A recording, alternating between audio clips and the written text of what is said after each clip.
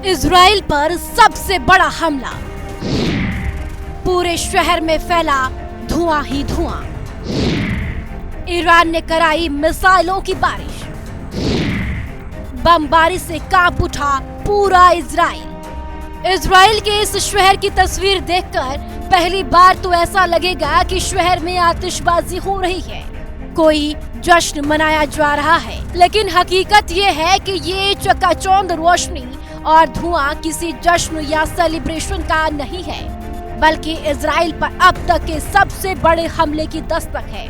Iran ने Israel पर एक साथ इतनी मिसाइलें दाग दी कि पूरा शहर ही सहम गया। पूरे शहर में भगदड़, अफरा तफरी और चीख पुकार मच गई। इजराइल के किसी भी नागरिक को अंदाजा नहीं होगा कि वो इतने बड़े हमले का गवाह बनेंगे।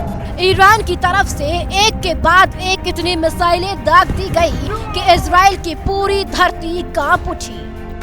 ईरान और इजराइल के बीच अपने युद्ध की खबरें पड़ी होंगी, लेकिन इस बार ईरान और इजराइल के बीच जो युद्ध शुरू हुआ है उसने पूरी दुनिया को चिंतित कर दिया है।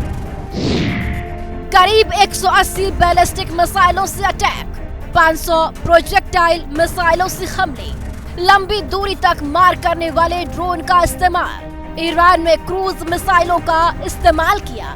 ईरान ने मिसाइलों की बारिश करा दी। उत्तरी तेल अवीव में हमले से भगदड़ मच गई। जिमोना और नबातीम पर हमले किए गए। होरा और शोत हशरोन के साथ भी बीर शेवा पर हमले के बाद इजराइल को सायरन बजवाने पड़े। हमलों की वजह से लोगों ने अपने ठिकाने बदले।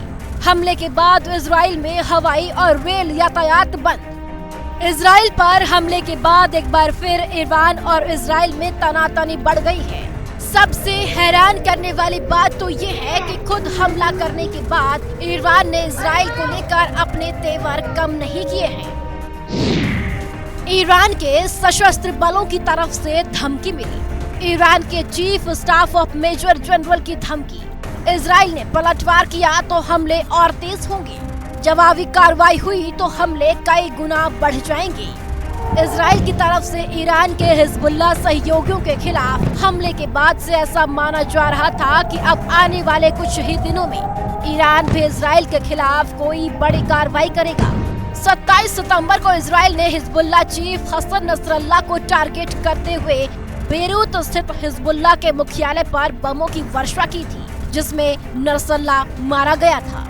इजराइल को सबक सिखाने के लिए इस बार ईरान की तरफ से हमला किया गया। देखना है कि आने वाले दिनों में दोनों देशों के बीच में चल रही तनातनी कम होती है या फिर हमलों की गूंज अभी और सुनाई देंगी। ब्यूरो रिपोर्ट, हिंदी खबर।